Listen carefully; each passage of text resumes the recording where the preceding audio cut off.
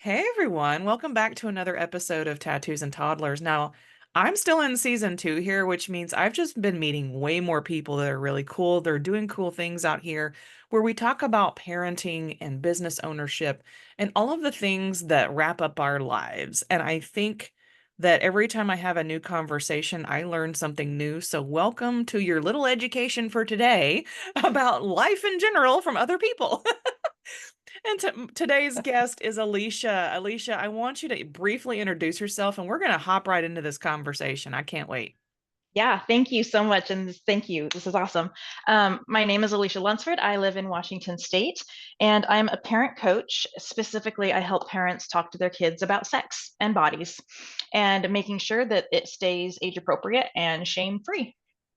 Yeah, and I think this is such a wonderful thing that so many of us didn't get to experience when we were growing up, or if we did have the talk, it was, centered around Right. basic education. And now that so many of us, I'm sure that you've noticed this too, these generations that are starting to tap into their emotions and be able to communicate their emotions, it's really kind of an awesome thing to see.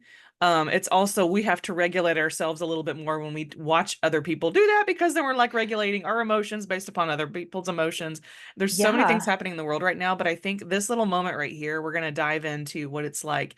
A part of your story was connected with you starting this. And I kind of wanted Yep. to dive into what led you to starting this specific business. So there were probably three major events that took place. Great, I'm here for First, it. first wasn't really an event, but growing up, I grew up in a very conservative, we don't talk about that, like touch yourself and puppies will die, like a very conservative household. We didn't talk about sex, we didn't talk about buddies. Um, so there's that piece of it. I didn't have any of this growing up. Um, Secondly, excuse me, right out of high school, I was sexually assaulted. And then after I got married and had kids, my youngest daughter, when she was 4, she was diagnosed with stage 4 ovarian cancer. So my other kiddo is 2 years older than her. So she was 6 at the time. And realizing that we had to have these conversations with a 4-year-old and a 6-year-old around their bodies and what's going on with the body, what ovaries even are, like how that's going to affect her now and in the future, and all of these things. We were really open and honest through all of it. But I realized even talking about the body, even having these conversations with my kids, like it was triggering for me. And not only because of the sexual assault, but because I just didn't like talking about bodies. Like it was uncomfortable for me. And I realized then that I tend to avoid all those conversations. I tend to avoid sex, like talking about sex and even talking about like your vagina. Okay, I'm just putting this out there. I didn't even know that there was a difference between the vulva and the vagina until I was like well into my 20s, way into my 20s. So, and I certainly just, that was not something that I had a conversation about with my kids all the time. So that's really what got me started is I dove in and I really started researching and doing all the work, and I realized how beneficial it is for all children, all kids, to have a sex positive environment to grow up in that's shame free, that doesn't shame their bodies, that lets them be who they truly feel like they are, and be like a soft landing space for when they screw up, because they're going to screw up, right? Yeah. And having this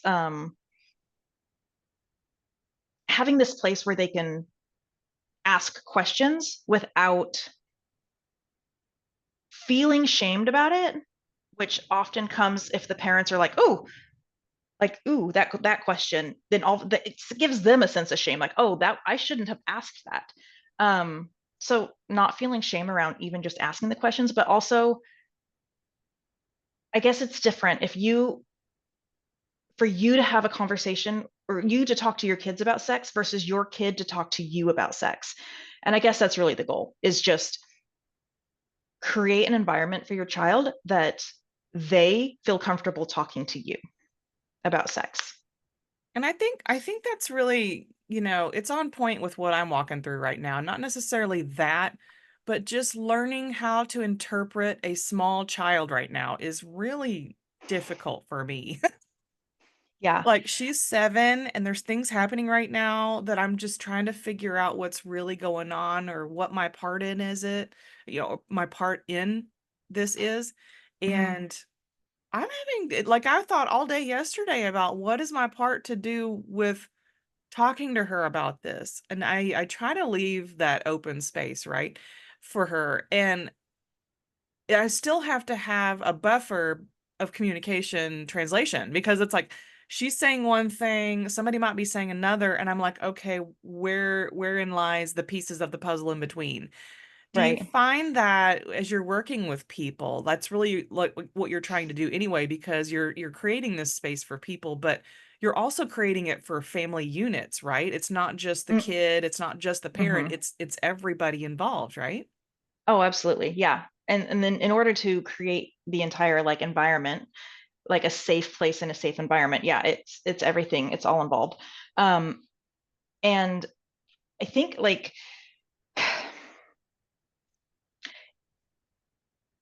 I had it on the tip of my tongue and now I can't think of exactly what I was going to say. Damn it. Well, I lost it. Where It'll are we come back going? in a second. It'll come back in a Totally second. gone. But yeah, you're making these spaces for people to learn. And when they come to you, as one of the people to help them talk about this kind of stuff. I do find it fascinating. Okay, did it come I back? did. Oh my God, it came Good, back. yay. So thank you. So one of the things I'd like to tell parents is um first of all, education for our children is our responsibility, right? Talking to kids about sex and their bodies is our responsibility. Like the schools do what they can, which admittedly is sucky. It's bad. I mean, not bad. It's just not good. In depth. Um, and so really that has to land on us. But if you think about it, like all their education does, right? Like, yes, we send them off to public school because we don't have all that in our brains to teach them necessarily, but um, the we don't ask our children like, is it okay if I teach you the ABCs? Do you want to read someday? Like, is it like, you know how we talked about numbers? Well, this is why that's important. Like it's math. So we don't ask our kids these things. We tell them the ABCs. We have a fun little song. We um teach them how to count and do math and all the things. But that and that's fantastic. But bodies and sex and like just not like grown-up sex like orgasms and stuff, but just talking about bodies and the way that they work um should be part of that education. And it shouldn't wait until the child is like, ooh, I all of a sudden have a question about my body or whatever. I mean, that's something that is basic information that we need to start with like day one, talking about their bodies and just using that as an education piece like you would anything else. And that really helps as well avoid the shame piece of it because so if you do head, shoulders, knees, and toes, right? And those are all pieces and parts that we can talk about and we can touch and we can see. But if you don't include the nipples and like penis or like anything else, just excluding those can send a message totally unintentionally that we don't talk about those parts. Like we don't, ooh, like those parts are a little taboo. You know, we don't have those conversations about those parts, especially in public. Um, and that's exactly the message that you're sending is that like that part of their body is bad. It's It's like this omission of things, right? Like right. knowing full well that these little kids know they have to go to the bathroom. Yes. That is something that is inherent with our human DNA and how we are created. And it's kind of funny to talk about because there's this period of time, I'm sure, where a lot of small children are like, oh, boo, boo, beep, beep. And I'm just like, Oh yeah. yeah, we have to do it. And I find myself talking about farts a lot too, because it's like one of those things that it was a piece of comedy in our home. It was like who had the loudest one. And I'm sitting here laughing about this now as a, almost 50-year-old parent talking to my 7-year-old about gas. But it's Right. but it's a real thing, she says, and I said, "Well, I honestly, if you didn't do it, it would probably be really painful." Yeah. I mean, this is how our bodies work. Like every mammal works this way, right? So, like, yeah, I don't know. I agree. I mean, and especially there are ages where, yeah, farts and poop and all of that is going to be freaking hilarious. Like Yep. that is just funny. And you know what? Like I have a girlfriend that she still thinks all that is hilarious. And like so it's not just kids, like it's adults that we're, Yes. I don't know. So just Yes. and have it make it fun. Like it doesn't have to be serious and scary and secret. Just make it fun. So, and I want to take it back a second to your daughter about part of her story in this, because I Mhm. love that when we first had our initial conversation, we were talking about, what you do and how you're doing it and what your why was. And I thought that was really a unique leaping point to start something that is not, like, let's say, very well known. Like, in my circle right now, my circle of services are just basic counseling services or whatever. We don't really have such a niche, like, until I met you and, the other space. So your daughter's story, what ended up happening and how has it changed in the last couple, what do you say? Is it been a couple of years now since that Hmm. diagnosis, She or? just turned 13. So she, yeah, it's been a while Oh. and she's doing great. So, and I want to kind of break that down for a second because, yeah, you were talking about that having to walk through that space at an early age with her. And, like, Mhm. did you find, like, the translation of the information different at a 4-year-old stage versus the 13-year-old stage? Or just was it like it wasn't a big deal? Um, so no. So, okay. We really kind of, when she was diagnosed, we really dug into how do we address this with a 4-year-old. And I know that there are lots of especially with little kids, if okay, so she's had a gazillion pokes, right? She's been poked 100,000 times. Yeah. And it got to the point where, like, of course she cried about it. No 4-year-old wanted to be poked, Yeah. but it was expected. But we didn't lie to her about any of it. Like we didn't say, oh, it's not going to hurt. We didn't say it's like you're not going to get any pokes today if we didn't know for sure that she wasn't. um when she finally got her port put in, it was better. She got fewer pokes, but we were always incredibly honest with her. Like we Yeah. always said, like, this is what's going to happen and this is how it's going to feel, and yeah, it might hurt, but this is important to help keep your body healthy, right? And we never really dumbed anything down for her. Like she knew all the words, and at 4, like, I feel like kids are smarter a lot of times and I think we give them credit for, but we were using all of, like, her anesthesiologist. We were talking about, like, instead of like, okay, it's sleepy time now, we talked about, like, this is anesthesia, and um all of, like, the big kid terms, like the doctor terms, we didn't, like, hide any of those from her. Those were just how we spoke because that's what it was. Like Yeah. we didn't want to dumb it down when she's capable of knowing what it is, and why don't you just teach her the real word for it? um and so obviously with my 6-year-old at the time it was the same thing, but it was, I feel like it wasn't necessarily, we wouldn't have known to do that if we hadn't done our own research on it. We wouldn't have known that that's the best way to handle the situations, if we had not been in that situation to do the research and find out what's the best way to address this. So we were at Children's Hospital in Denver, and they obviously, that's what they do. And so they gave us a lot of information, which was really helpful. And, like, this That's is the good. best way to deal with children and handle, and, like, not lie to them, make sure that they still have all of the information. And I think that translates really well into any conversation you have with a kid. Like, we don't really need to dumb things down for them. We need to give them facts. They do need to be age appropriate. We don't need to, like, elaborate necessarily on everything. But if they're asking questions, absolutely they deserve an answer. But if they're not asking questions, we still need to be providing the information. Yeah. Um, but, like, it's I think that we're scared of giving our kid too much information and scaring them, or adults tend to sexualize everything, right? And I think that you really have to pay attention to that when you're talking to a 4-year-old and you're talking about their vulva or their ovaries or whatever. It's not a sexual thing, it's a body part, it's anatomy thing. Yeah. um, and there's a big difference because kids don't sexualize things, adults do. Yeah. So they just like, if you have a kid that asks how was a baby made, they don't want to hear the details about mom and dad in the bedroom, right? Like, that's not what you're going to tell a little kid. You're going to say there's an egg and there's a sperm, and when they come together it makes a baby. And that's all they want to know, and likely they'll run off and that'll be the end of it. And it'll be a little bit later that they'll come back and be like, wait, how does the sperm get to the egg? And that's another conversation to have, but it doesn't Yeah. need to be like a There's sensual. levels. Yeah, there's Yeah. levels.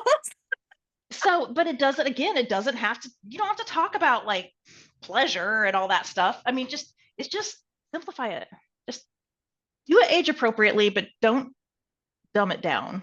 Yeah, I like the fact that you're reminding most of us, like maybe a lot of us adults need to remember the facts of when we're communicating with others. Mm-hmm, mm-hmm. And I love the anatomy part because that takes all the extra things out of it. The emotion, the fantasies, all the things that you take all that out and you just have a body here and you're talking about a body. And I'm on the other spectrum of, like as a woman, I am going into say like the later years. And I'm like, and it's funny because I don't have a reference point of what to expect. I've done some research, but because we are all so different and like we're saying every kid is different, every way you receive information is different, but talking to somebody who's on the figuring out your life in general with your body, it's going to be a lifelong thing. So you might as well Yeah, start talking about it now. right. And And I have sexuality, yeah. it doesn't like start at puberty and then like end at menopause. Like, that's not how bodies work. Sexuality, you are with your body and all of your sexual organs that come with it from like day one to day end, right? Like Yeah, and from your unless you're first one of breath to those your rare last people that breath. gets like, something adjusted, or, I've had people get, young hysterectomies and then they're like, well, I don't have Well, that part anymore. And it's so right. fascinating to see But how you our need to learn bodies about work. that too. Yeah. So Yeah. yeah, And I so think like, yeah, it's very interesting to just have conversation. And I think that's what I like mhm. about doing these podcasts is just having these conversations. And it's not a matter of, it's just information, education, and then personal stories. This is what I love about all this. It opens up portals of connection. Yeah, yeah. And who And knows, I've there met, might be somebody out there right now, like struggling with this exact thing. Like, how do I speak to my kid about this? right. And how do I speak to it about, to myself? Because I find, and you started your journey talk with me on this, is that the way you grew up also, and affected the way you were going to be able to talk about it too. So it's Mhm. like there's several different things that led to this place. Was there something from, let's say, your very conservative past that you had to walk through in order to be comfortable to go to the next level of communication with this kind of stuff? Oh, so much, like a lot of things. I guess one of the benefits that of me going through some of the sexual trauma that I did was that I had a therapist Yeah. that was great, that we also dove into other things as well, which was Yeah. very helpful. But I didn't realize how much that really affected my own parenting and my own feelings about not just talking about it, but about my own body. Yeah. So I think everyone has their own sort of trigger, like eek, like I don't like this. For me, I hated the word masturbation, hated it, and it's just something that you have to get over it because it's something you need to talk about. Yeah, you at least need to talk about things that come up over your lifetime.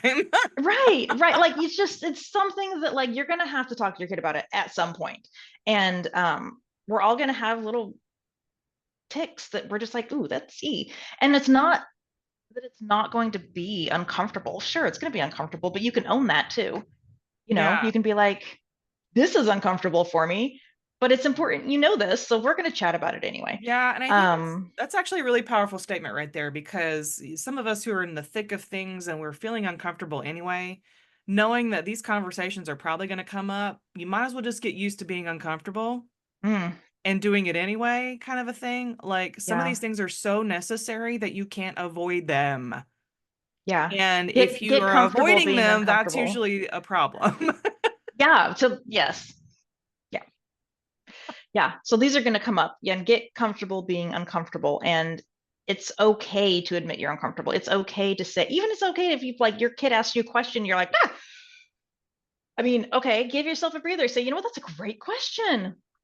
Let me think of how to answer that. And this can go for anything, right? And you just bought yourself however much more time. And now you can like go calm your ass down a little bit, do some breathing, It's like taking figure a out the best, pause. Yep. yeah, like figure out the best Don't way be to reactive too address that. quickly. Right. You've got some time and just make sure that you follow back up with that kid, you know, and like, oh, you asked a question about this yesterday. Here's my answer. And I think that can go for anything. Yeah, and Anything I'm that taking this in right now because like I was mentioning before we started recording that I'm walking through something very interesting with my kid. It has nothing to do with this, but has everything to do with processing emotions. And mm, so she's figuring stuff out, and but when she's crying every day at school, even though I was away for a very short time and now I'm home and she's still trying to cry every day. And I was like, I'm trying to figure out, is there something really wrong or are we being manipulative? I haven't figured that out yet. And it's a very weird headspace to be in. And I'm hmm trying, like, yesterday, I was trying to not be reactive about it. I was trying to just ponder it and sit on it. And I was like, well, it wasn't getting any better, but yeah. but I was like, I have to cover all the angles of this situation. Otherwise, I might be missing something. And then at that point, I was like, you know what? I have to throw my hands up in the air and say, I really don't know what's going on right now, but I'll seek the answer and see what hmm happens. I don't hmm really have answers. Yeah. And guess what? That's okay. Like so many parents, I don't think the parents believe that that's okay. It's okay to Yeah, be a they're like, well, parent we have to have and all not know the how to answers, parent. and you should know everything that's going on, and you should know how to talk to your child, and you should know how to do this. And I was Right. like, after I walked through all of that, I was like, I really don't know. And I think I was, yeah, at the end of the day, I was like, I'm okay not knowing, but it's not okay to stay in this place because, I can't ignore it, Yeah. Like right? we have We to can't move out of ignore this it. We can't somehow. avoid it. We have to hmm walk through it, and it's very difficult when you just want it over with. Yeah. Well, yeah, for sure. Oh And I my. think kids like their reactions and their behaviors are I was just talking to a girlfriend about this yesterday.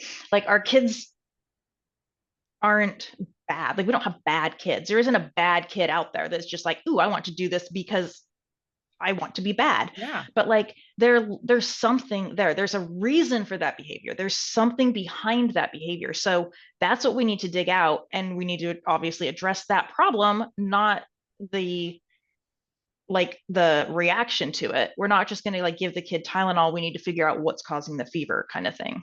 Yeah, and Otherwise, that's just going to come back. I start saying it gets so much more complicated when we have little humans that are trying to figure this out, and there's something that they need, but they can't really communicate it.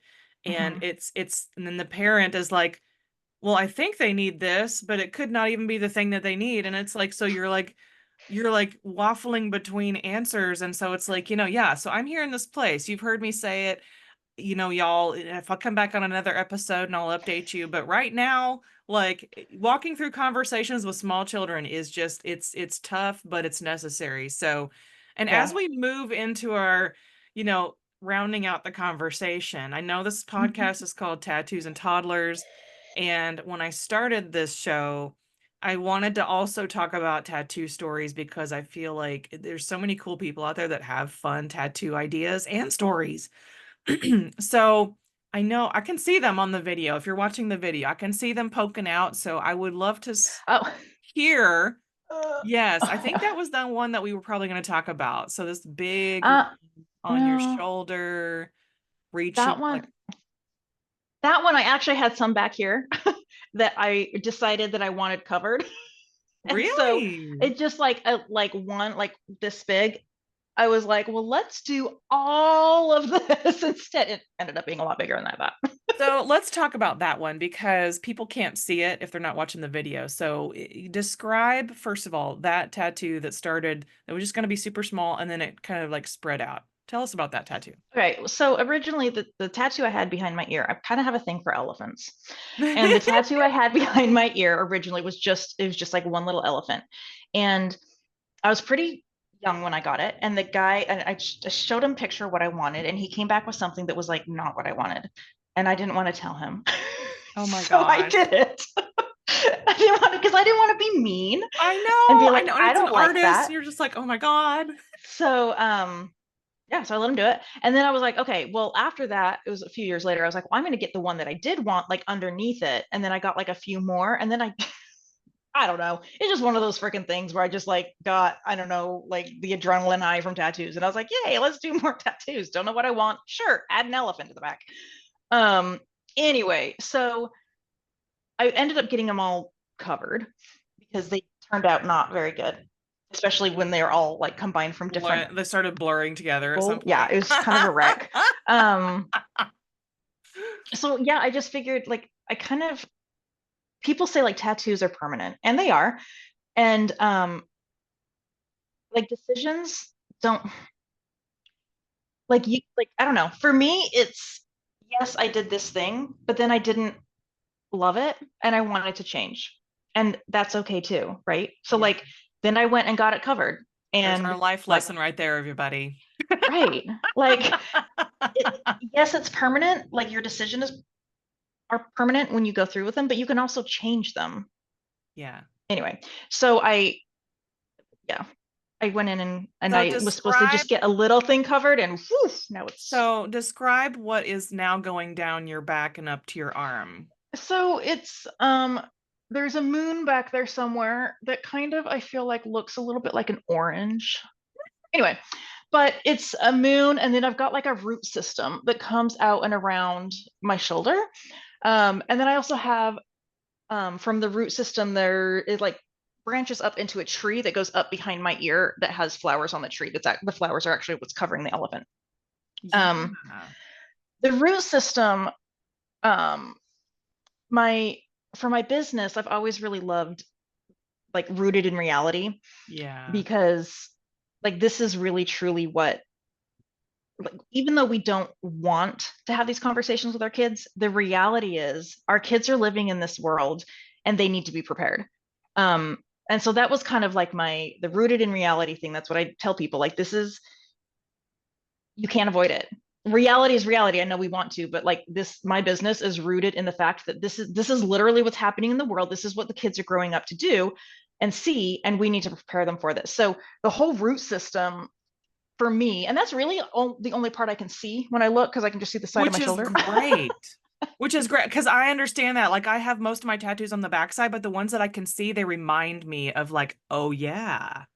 Hmm. Oh yeah, Hmm. this is what the reminder is. I have this arm does have a root system here at the bottom. Oh, I love that. So it's like a little miniature root system of Hmm. I am rooted wherever I go. So I I love am that. a walking plant that's rooted, in my Yeah. identity, rooted in who I am and who I was created to be here.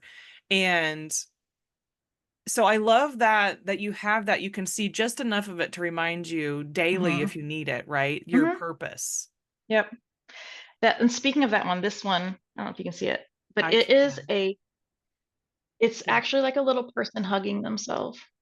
And that one it's my like love yourself tattoo. So Like this one is my constant reminder that like I have to show myself so describe self-love. that to everybody listening because they can't see it if they're not watching YouTube. So I don't even know how to describe it. It's It kind like of looks like a little glowy head with a couple of little arms and is that like a little heart in the it looks middle? yeah, there's a little heart in the middle, but it's like a head with you have the arms Crisscrossing. go down. Yeah, arms are crossing. Like you can kind of see the elbows of the hands come back over to where the shoulders would be. So it's like if you're giving yourself a hug or crossing your arms.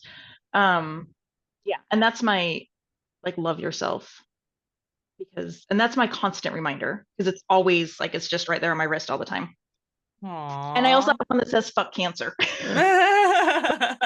Which Put it for somewhere that obvious reasons that was, and that's something about what we do with tattoos is sometimes they're commemorating pieces of our life or something that Mhm. happened to us, with us, around us. And then, like I just ran off to Ireland recently.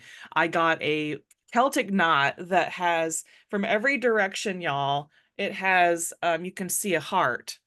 So every direction has the version of a heart Oh on my it. God. So whether It you is look so beautiful. up, right, down, left, and then I had Hmm. my artist put sparkles on it because I was following her work on Instagram and I really, really, I don't know, obsessively loved her sparkles.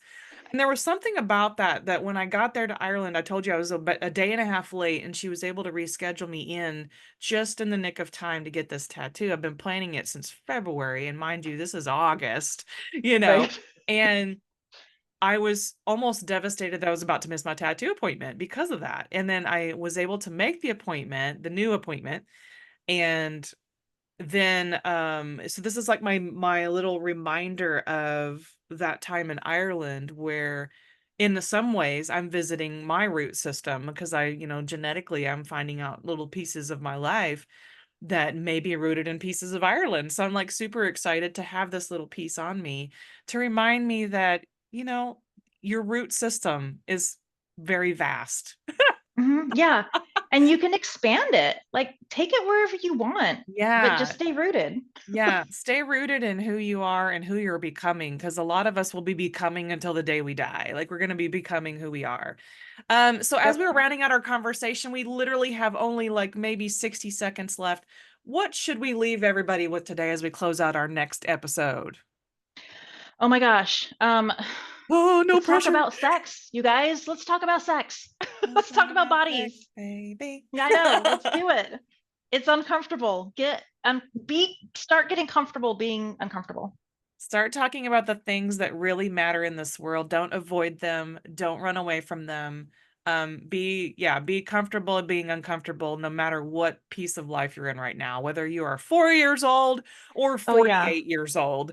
Let's get into it, and we will see you on the next episode. Thank you, Alisha, for coming Thank you out. so Hope much. you had fun. I had fun, and we will talk to everybody soon. All right, bye, y'all.